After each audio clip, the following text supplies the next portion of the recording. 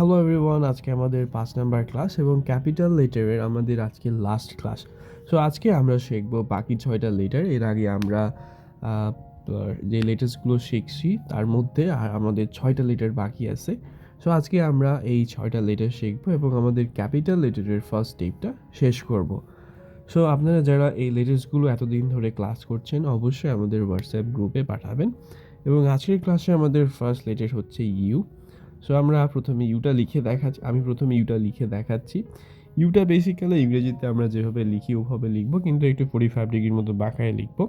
এবং দেন আমি একটা কথা বলছিলাম, কে এর ক্ষেত্রে যেভাবে বা এইচ এর ক্ষেত্রে আমরা যে অংশটা লাগাই সেটা আমাদের এখানে জাস্টে অ্যাডজাস্ট করে ফেলতে হবে, তাহলে ইউ হয়ে যাবে।